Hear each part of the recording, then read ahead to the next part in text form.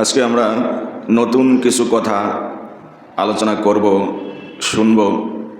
কথা পুরাতন, তবে এই বিষয়গুলো সমাজে বা বক্তাদের মুখে আলোচনা কম বিধায় আমরা নতুন করে সেগুলো আলোচনা করার ইচ্ছে পোষণ করেছি। সেই বিষয়টি হচ্ছে ভিন্ন একটি জাতি নিয়ে, ভিন্ন একটি গোষ্ঠী নিয়ে, যাদেরকে আমরা চোখে দেখি না, বাস্তবে কখনো আমরা তাদের আকৃতিতে দেখি না। সেই জাতি, সেই গোষ্ঠী, সেই সম্প্রদায়ের নাম হচ্ছে জিন সম্প্রদায়। জিন সম্প্রদায়ের বিষয়ে আলোচনা হওয়া দরকার এজন্যই, মুরব্বী যারা আছেন তারা তো এই ব্যাপারে কোনো সন্দেহ নাই যে জিন্নাত একটা জাতি আছে।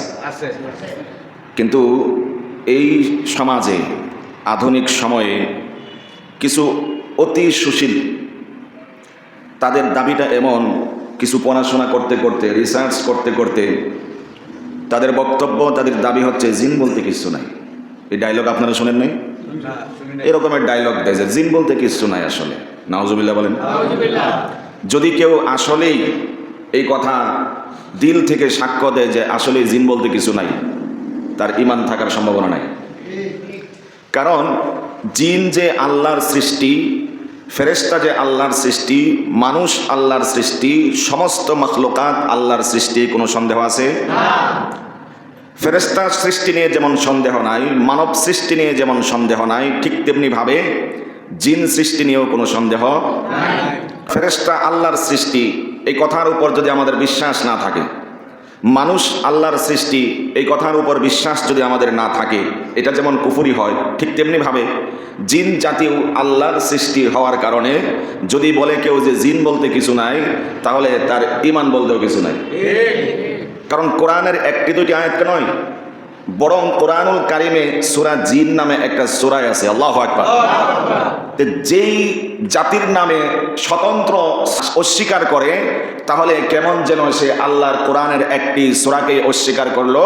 আর যে আল্লাহর কোরআনের সূরাকে অস্বীকার করে, সে মুসলমান থাকতে পারে? মুসলমান থাকতে পারে না, কারণ আল্লাহর কোরআনের সূরা ভুল করছে।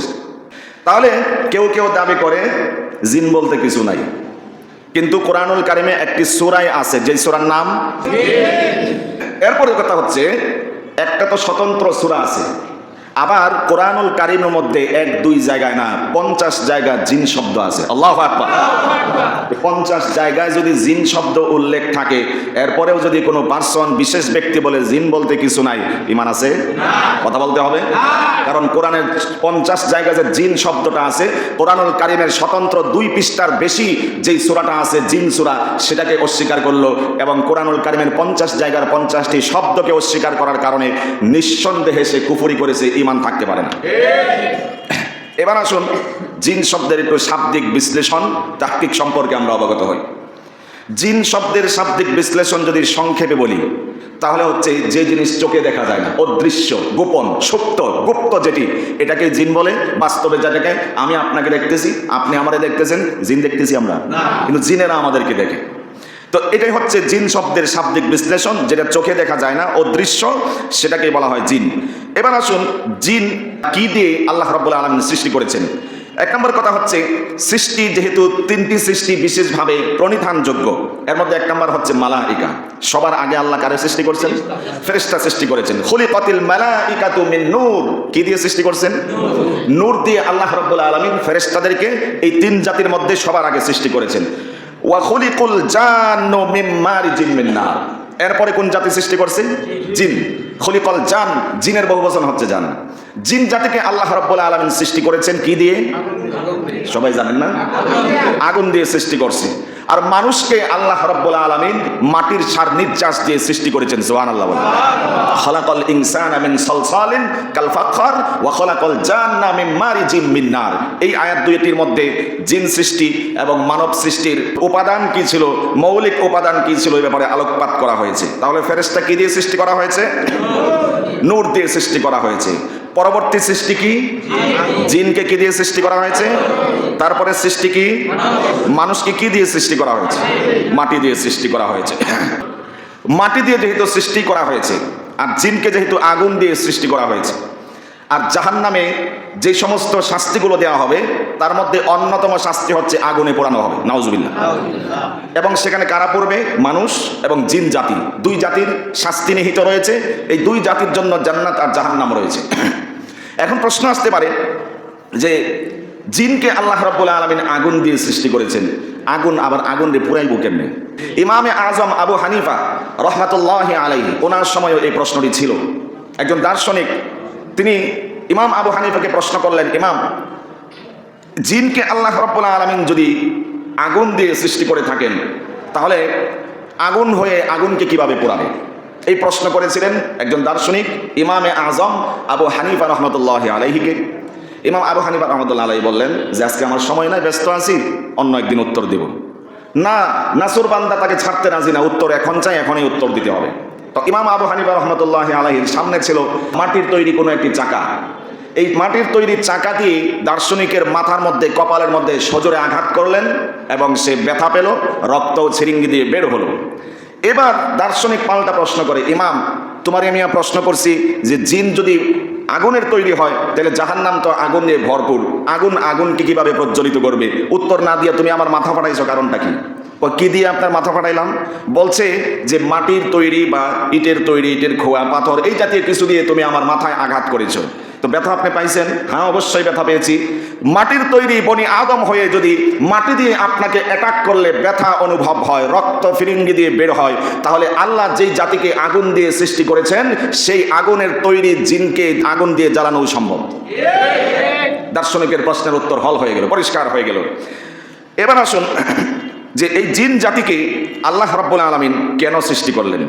এর আগে আমরা জানবো জিন জাতিকে আল্লাহ রাব্বুল আলামিন কবে সৃষ্টি করলেন।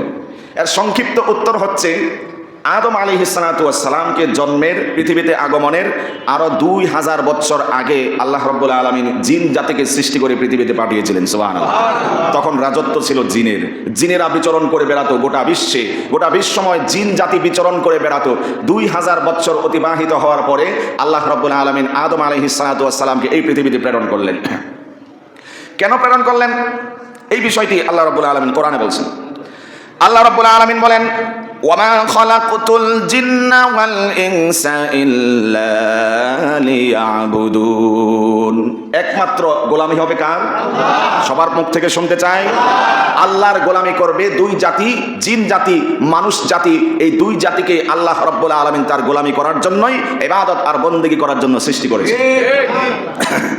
এবার আসুন, 2000 বছর আগে তো আল্লাহ তাদেরকে সৃষ্টি করলেন, পৃথিবীতে পাঠালেন। কোন জাতিরে, কোন সময়, কোন বারে আল্লাহ সৃষ্টি করেছেন?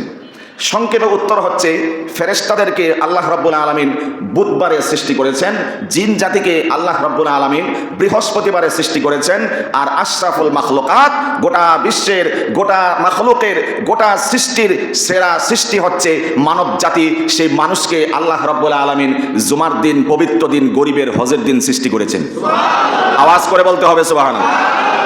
সেরা পুরস্কার। জুমার দিনের ফজিলত তো বুঝাইতে পারি না, জুমার দিনের ফজিলত আমরা বুঝাইতে পারি না, কারণ আমাদের চেয়ে আপনারা ভালো বোঝেন। যতদিন রক্তের সঞ্চালন আছে, যতদিন পর্যন্ত রক্ত গরম আছে, যতদিন পর্যন্ত নওজোয়ান যৌবনের টকবক উন্মাদনা আছে, ততদিন পর্যন্ত ইকামতের সময় আসবে। আর যেদিন আইসিইউতে, বেডরুমে অথবা হাসপাতালের কোনো একটি কক্ষে পরে ছটপট করতে থাকবে, সেখান থেকে হাজারো আকুতি, মিনতি, আবেদন, নিবেদন উচ্চারিত হবে, আমার নিয়ে যাও, বাড়িতে গিয়ে যা করতে হয়, যদি 40 দিনের চিল্লায় পাঠাইতে হয় যাবো, 1 সালের জন্য যেতে হলে যাব, মসজিদে আজান কেন, আজানের আগে আগে যাব, প্রথম কাতারে ইমাম সাহেবের পিছনে বসবো গিয়া, তারপরেও আমার আল্লাহ এখান থেকে সুস্থ করে দেন।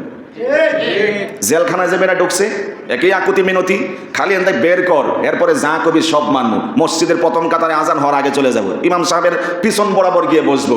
এই ধরনের আকুতি মিনতি থাকে বন্দি জীবন যখন থাকে। আর যতক্ষণ রক্তের সঞ্চালন, টকবক অবস্থা বিরাজমান থাকে, ততক্ষণ পর্যন্ত নওজোয়ান, কিশোর, তরুণ এবং সমাজের শক্তিশালী পার্সন যারা, তারা পিছনের থেকে আসে, অনেক সময় পরে আসে, ইকামতের সময় আসে, আবার তাড়াতাড়ি ঘড়ির দিকে তাকায়, দাওয়াত আছে, প্রোগ্রাম আছে, আবার মনে করেন সালাম ফিরায় দৌড়, সালাম ফিরায় দৌড় দেয়, এমন মানুষ আছে না ভাই? কষ্ট নেওয়ার কিছু নাই। সালাম ফিরানোর পরে আরো 4 রাকাত সুন্নত আছে, মোনাজাত আপনি না ধরেন আপত্তি নাই, এটা আপনার জন্য ফরজ, ওয়াজিব বা নামাজের কোনো অংশ নয়, কিন্তু 4 রাকাত সুন্নতে মুআক্কাদা, যদি না পড়ে সওয়াব আছে তো নাকি? সুন্নতে মুআক্কাদা ছাড়লে গুনাহ নাই? ইচ্ছা করে ছেড়ে দেয়, বড় একটা অংশ মসজিদ ফাঁকা করে চলে যায় সালাম ফেরানোর পরে। না, এটা আল্লাহকে বৃদ্ধাঙ্গুল প্রদর্শন করা হলো, নবীর সুন্নাহকে নিয়ে বৃদ্ধাঙ্গুল প্রদর্শন করা হলো, মসজিদকে নিয়ে অবমূল্যায়ন করা হলো। আসছি সবার শেষে, বের হচ্ছি সবার আগে, কেমন যেন জাহান্নাম থেকে মাত্র রিলিজ দেওয়া হয়েছে। যুবক, কিশোর, তরুণ, মসজিদ তোমার জন্য জাহান্নাম বা কয়েদখানা না, কারাগার নয়। মসজিদ হচ্ছে আল্লাহর জান্নাতের একটি বাগিচা। আল্লাহর জান্নাতের টুকরা বাগিচাতে যদি তোমার সময় বিনিময় করতে ভালো না লাগে, বুঝে নাও কলব পচে গেছে, আত্মশুদ্ধির ট্রিটমেন্ট নেওয়া তোমার ওয়াজিব ফরজের কাতারে চলে গেছে। এটা অন্ধকার হয়ে গেছে। মসজিদে যদি বসে থাকতে ভালো না লাগে, সময় বিনিময় করতে ভালো না লাগে, আনচান আনচান করে মনের ভিতরে ছোট ছোট করে উড়ো উড়ো করে বের হয়ে যেতে মন চায়, নেফাকে ভরপুর, ভালো কাজ ভালো না লাগলে ইমানের দুর্বলতা আছে। হাদিসের ভাষ্য হচ্ছে, ভালো কাজ করলে যদি তোমার ভালো লাগে, এটা তোমার ইমানের পরিচয়। ইমান কমপ্লিট আছে, ইমান তোমার কামেল আছে, পরিপূর্ণ আছে। ভালো কাজ করতে যদি ভালো না লাগে, তাহলে বুঝতে হবে ইমানের দুর্বলতা আছে। বলেছেন বিশ্বনবী মুহাম্মদুর রাসূলুল্লাহ সাল্লাল্লাহু আলাইহি ওয়াসাল্লাম। তাহলে মসজিদে এসে আমরা তাড়াতাড়ি বের হওয়ার এই মনোভাবটা থাকবে না। বের তো হবই আমরা, কিন্তু আজে বাজে জায়গায় জীবনে কত সময় নষ্ট হয়েছে, চার দোকানে বসে বসে বিভিন্ন আড্ডাবাজিতে জীবনের কত সময় নষ্ট হয়েছে। মসজিদের বেলায় আমাদের একদম টাইম টেবিল নির্ধারণ থাকতে হবে। এই টাইমে ঢুকবো, এই টাইমে বের হবো, সবার পরে ঢুকবো, সবার পর আগে বের হয়ে যাব। এই মন মানসিকতাগুলো চেঞ্জ করার দরকার আছে না নাই? যেগুলো বলছিলাম, আল্লাহ তাআলা জিন জাতিকে কত বছর আগে সৃষ্টি করলেন? মানুষ সৃষ্টির তথা মানুষ দুনিয়াতে প্রেরণের 2000 বছর আগে আল্লাহ রাব্বুল আলামিন এই পৃথিবীতে জিন সৃষ্টি করলেন, পাঠালেন। 2000 বছর পর্যন্ত তারা দুনিয়াতে বিচরণ করেছে, রাজত্ব ছিল তাদের। এবার কথা হলো, এরপরে কি হলো? মানুষ আসার পরে কি হলো? মানুষ আসার আগ মুহূর্তে কি হলো? আল্লাহ রাব্বুল আলামিন দেখলেন যে এরা মারাত্মক নাফরমানিতে নিমজ্জিত থাকে, লিপ্ত থাকে, অনেক অন্যায় কাজ করে নাফরমানিতে লিপ্ত থাকে। কিন্তু আল্লাহর ওয়ার্ডার ছিল ইবাদত করা। মানুষের জন্য, জিন জাতির জন্য আল্লাহর হুকুম ছিল আল্লাহর গোলামি করতে হবে, নাফরমানি করা যাবে না। ওরা এত বেশি নাফরমানি করেছে, আল্লাহকে নারাজ করেছে। আল্লাহ ফেরেশতাদেরকে অর্ডার করলেন, ফেরেশতারা এদের নাফরমানি অত্যাধিক বেড়ে গিয়েছে, এদেরকে সমূলে ধ্বংস করে দাও, পৃথিবী থেকে এদেরকে উৎখাত করে দাও। আল্লাহর হুকুমে ফেরেশতারা আসলেন, সমস্ত জিন জাতিকে যারা যেখানে পাইছে ওখানে শেষ। কিছু জিনিস বাঁচায় রাখছে, সবাই তো আর পুলিশের হাতে ধরা খায় না, কথা বলেন? দৌড়ান দেয়, ধাওয়া পাল্টা দেওয়া হয়, কিছু ধরা খায়, কিছু ছুটে চলে যায়। তো অনেকগুলোরে মারা হয়েছে। জমিনকে মানুষের বসবাসের উপযোগী করে তৈরি করা হয়েছে, এবং কিছু জিন বেঁচে ছিল, এদেরকে এই ভূমিতে থাকতে দেওয়া হয় নাই। সমুদ্রের ওই প্রান্তে যেখানে জনমানবহীন এলাকা, মানুষের বসবাস নাই যেখানে, ওই দিকে তাদেরকে পাঠানো হলো। জিন জাতি তখন সেদিকে বসবাস করে, আর মানুষের জন্য আল্লাহ এই পৃথিবীকে উর্বর করে দিয়েছেন। সুবহানাল্লাহ বলেন। আল্লাহ রাব্বুল আলামিন এই জিন জাতিকে উৎখাত করার পরে, জিন জাতিকে পৃথিবী থেকে এইভাবে উৎখাত করে দেওয়ার পরে, ধরপাকড় করার পরে মানুষ সৃষ্টি করার জন্য আয়োজন করলেন। সুবহানাল্লাহ বলেন। ফেরেশতাদেরকে নিয়ে আল্লাহ রাব্বুল আলামিন মিটিংয়ে বসলেন। যেই কথাটি কোরআনুল কারিমে এইভাবে বিবৃত হয়েছে, ওয়া ইয ক্বালা রাব্বুকা লিল মালাইকাতি ইন্নী জাইলুন ফিল আরদি খলিফা قالوا أتجعل فيها من يفسد فيها ويسفك الدماء ونحن نسبح بحمدك ونقدس لك قال إني أعلم ما لا تعلمون। আল্লাহ রাব্বুল আলামিন ফেরেশতাদেরকে নিয়ে বৈঠক করলেন, পরামর্শ বৈঠক বসালেন। ফেরেশতাদেরকে উদ্দেশ্য করে আল্লাহ রাব্বুল আলামিন তার বক্তব্য প্রকাশ করলেন, ইন্নী জাইলুন ফিল আরদি খলিফা, পৃথিবীতে আমি খলিফা, প্রতিনিধি প্রেরণ করতে চাচ্ছি, মানব জাতিকে প্রেরণ করতে চাচ্ছি। ফেরেশতারা জবাব দিল, আতাজআলু ফিহা মান ইউফসিদু ফিহা ওয়া ইয়াসফিকুদ দিমা। ফেরেশতারা বলল, জিন জাতি যেমন ফিতনা ফাসাদে নিমজ্জিত ছিল, দাঙ্গা হাঙ্গামায় নিমজ্জিত ছিল, খুন খারাপিতে নিমজ্জিত ছিল, রক্তপাতে বিশ্বস্ত ছিল তারা, আবারও কি আপনি আরেক জাতি পৃথিবীতে ভূমণ্ডলে প্রেরণ করতে চান যারা ইউফসিদু ফিহা, সেখানে ফিতনা ফাসাদ করবে, ওয়া ইয়াসফিকুদ দিমা, খুন খারাপি করবে, রক্তপাত ঘটাবে, এমন আরেকটি জাতিকে কি আপনি পৃথিবীতে প্রেরণ করতে চান? ওয়া নাহনু নুসাব্বিহু বিহামদিকা ওয়া নুকদ্দিসু লাক। ফেরেশতারা বলল, আমরাই তো আপনার গুণকীর্তন করার জন্য যথেষ্ট, আপনার পবিত্রতা ঘোষণার জন্য আমরাই যথেষ্ট। আল্লাহ রাব্বুল আলামিন বললেন, ইন্নী আ'লামু মা লা তা'লামুন। আল্লাহ বললেন, ফেরেশতারা আমি যা জানি, মা লা তা'লামুন, তোমরা তা জানো না। চিল্লায় বলেন সুবহানাল্লাহ। আল্লাহ যা জানে ফেরেশতাদের দিমাগে সেটা ঢুকবে, মানুষের বিবেকে সেটা ঢুকবে, মানুষের বিবেক বুদ্ধি সেটাকে ক্যাচ করতে পারবে। কারণ আল্লাহ যেটা জানেন এটা আপনার সাথে আমার সাথে যে সাংঘর্ষিক হলেও রাইট কাটটা আওয়াজ করে বলতে হবে, আল্লাহ যেটা বলছেন সেটাই রাইট। আমার আপনার মাথায় ধরলে ধরুক, না ধরলে নাই। ফেরেশতাদেরকে নিয়ে একটা মশওয়ারা বৈঠক, পরামর্শ সভা, যে আমি আরেকটি জাতিকে পৃথিবীতে প্রেরণ করতে চাই। এরা বলে আমরাই তো আপনার ইবাদতের জন্য যথেষ্ট। এরা গিয়া তো মারামারি করবো, মারামারি আছে না নাই? খুন খারাপি আছে না নাই? রক্তপাত আছে না নাই? ফেরেশতাদের ধারণা যে এটা পরামর্শ মোটামুটি ঠিক ছিল, কিন্তু আল্লাহ যা চেয়েছেন, আল্লাহ যা জানেন ফেরেশতারা তো জানে না। 10 জন মিলে মতামত দিতেছেন, 2-3 জনের মতামতই দেখবেন যে যুক্তিসই, যুক্তিসঙ্গত, মানার মতো, তারপরেও দেখা যায় একজনেরটা বিবেচিত হয়, গ্রহণযোগ্য হয়। কথা বলেন? তো তাদের যেই পরামর্শ ছিল মোটামুটি কাছাকাছি ছিল এবং সেটার প্রতিফলন ঘটছে, কিন্তু আল্লাহ বলেন আমি যা জানি তোমরা যা জানো না। আমার বান্দারা নাফরমানি একবার করবে, অনুসূচিত হয়ে, অনুতপ্ত হয়ে আমার দরবারে জায়নামাজ বিছিয়ে রাতের অন্ধকারে নিবিড়ে নির্জনে সঙ্গোপনে আমার দরবারে দুহাত উত্তোলন করে অশ্রু বিসর্জন দিয়ে দোয়া করবে, তওবা করে রিটার্ন আসবে। আমি যেটা জানি তোমরা সেটা জানো না। সুবহানাল্লাহ। আল্লাহ এই খেলাটাই দেখতে চান, সারেন্ডার করা, আল্লাহর কাছে ধরাশায়ী হওয়া। আল্লাহ ভুল করেছি, অন্যায় করেছি, জীবন থেকে যেদিন থেকে আমার উপরে শরিয়ার বিধান, নিয়ম কানুন, নীতিমালা, বিধি নিষেধ চালু হয়েছিল, জারি হয়েছিল, সেদিন থেকে আজ 60 বছর পর্যন্ত অনেক অন্যায় অপরাধে লিপ্ত ছিলাম আমি, অনেক গুনাহে লিপ্ত ছিলাম আমি অনেক গুনাহ ভুলে গেছি। এমন আছে না আমাদের জীবনে? কিন্তু যার ডায়েরিতে লেখা আছে তিনি কে? আল্লাহর ডায়েরিতে সব লেখা আছে ফেরেশতার মাধ্যমে। আমরা কে কোথায় কি করেছি সব পুরা গোটা জিন্দেগীর হিস্টোরি আল্লাহর কাছে লিপিবদ্ধ রয়েছে।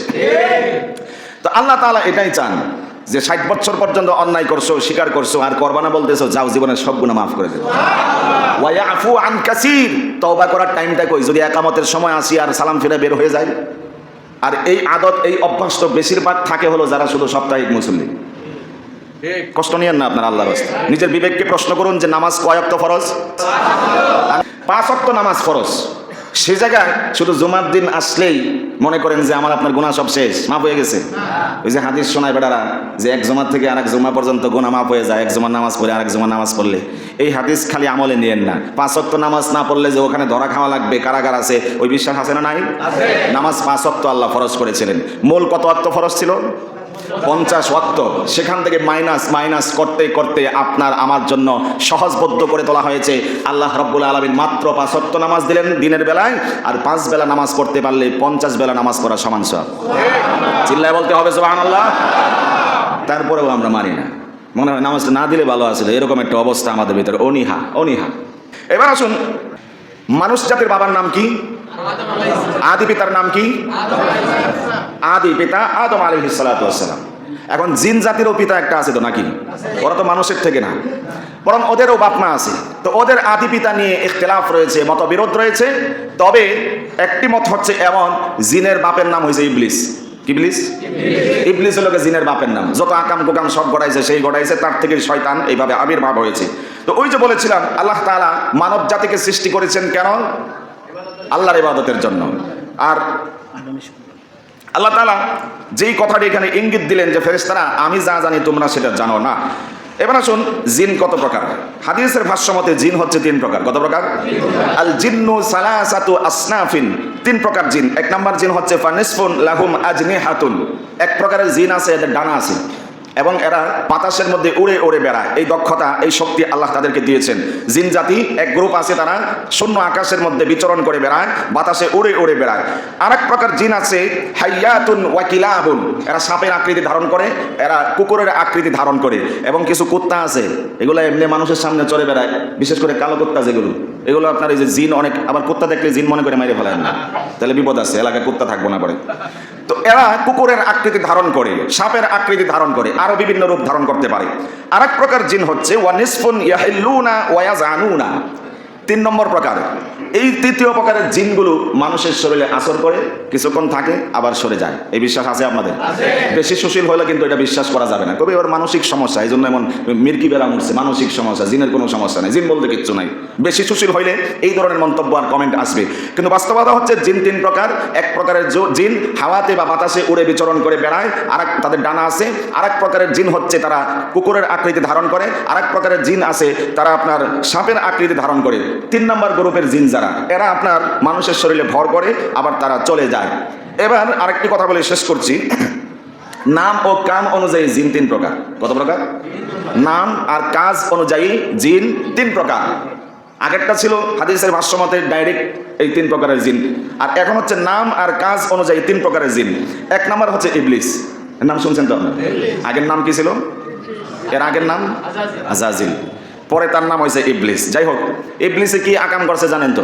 আদম আলাইহিস সালাতু ওয়াস সালামকে যেই গাছের কাছে যেতে নিষেধ করা হয়েছিল, সেই গাছের কাছে প্ররোচিত করে সেখানে যেতে তাদেরকে বাধ্য করেছিল। সেই জিনের নাম কি?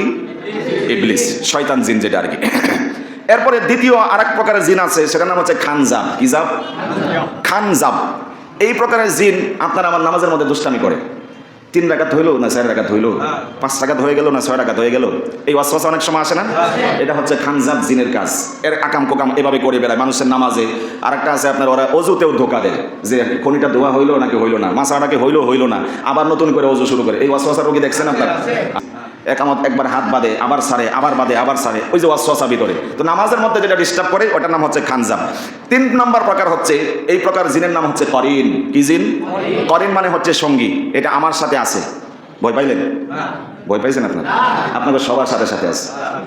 এই প্রকারের জিন করিন জিন, সঙ্গী জিন যেটা, এটা সবার সাথে আছে। সবাইকে খারাপ কাজের প্রতি উদ্বুদ্ধ করে, মসজিদে যাইস না, হুইয়া থাক, কম্বলে নিচেতে বাইরে হলে ঠান্ডা লাগবো, ঠান্ডা পানিতে ওযু করলে ঠান্ডা লাগবে, শীত লাগবে, বের হইস না, এরপরে মসজিদে আরেকটু পরে যা, এই ধরনের ধোকা অনেক সময় দেয় না? এই শয়তানের নাম হচ্ছে করিন। তো এই করিন জিন সম্পর্কে আগের জুমাতে ইনশাআল্লাহ আলোচনা হবে। করিন জিনের একটা নমুনা হচ্ছে, বাচ্চা জন্ম হওয়ার পরে যখন বাচ্চারা 9 মাস 10 দিন পর্যন্ত কান্নাকাটি করলো না, ভূমিষ্ঠ হওয়ার পরে সাথে সাথে ওয়া ওয়া করে কান্না করে। এর কারণ হচ্ছে ওই যে করিন জিন, সঙ্গী জিন যেটা, ওইটা তার খোঁচা মারার কারণে, বাচ্চার গায়ে খোঁচা দেওয়ার কারণে বাচ্চারা কান্না করে ওঠে। এটা হচ্ছে করিন জিনের কাজ। করিন জিনের আরও অনেক কাজ আছে, আগামী পর্বে হায়াত রিজিক থাকলে ইনশাআল্লাহ আলোচনা হবে। আল্লাহ সে পর্যন্ত আমাদের সবাইকে ভালো রাখুন, সুস্থ রাখুন। আমিন। ওয়া আখিরু দাওয়ানা আলহামদুলিল্লাহি রাব্বিল আলামিন।